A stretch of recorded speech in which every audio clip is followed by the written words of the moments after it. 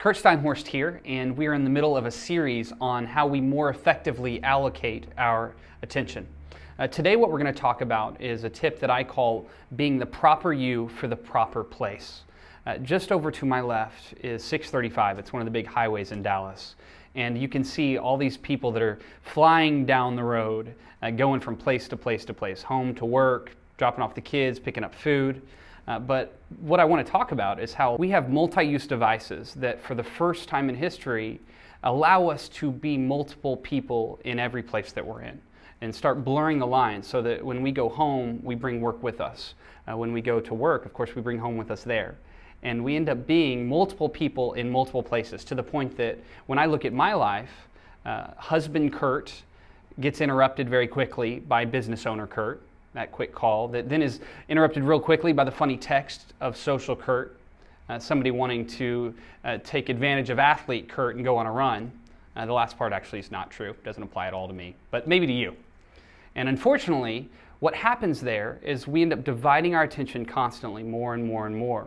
And there was a time, I have it on good authority in fact, that the location that we were in would actually dictate the role that we were playing.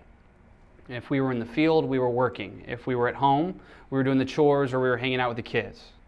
But now we just don't have it that way. And unfortunately for us, our brains are wired in such a way that we vastly prefer to have environmentally specific habits that form that help us to be able to focus on the right thing at the right time.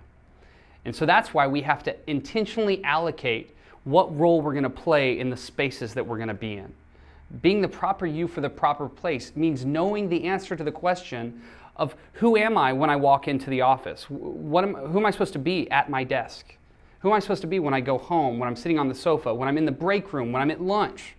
And you see, if we don't intentionally know that, what we end up doing is we end up just blurring everything and never being fully present with anyone at any moment.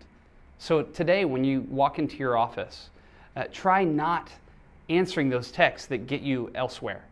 And I know that can be hard because that can frustrate people that want to hear from you. And so maybe the better answer is we have to start at home.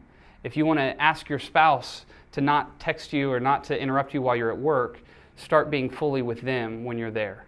And remember, of course, the golden rule of attention. Interrupt those only as you want to be interrupted. This is a tough go today. We are not in a situation that any of us in all of history have ever had to deal with. But for just this week, let's intentionally allocate and decide who we want to be in specific places. The great Jim Elliot once said, "Wherever you are, be all there."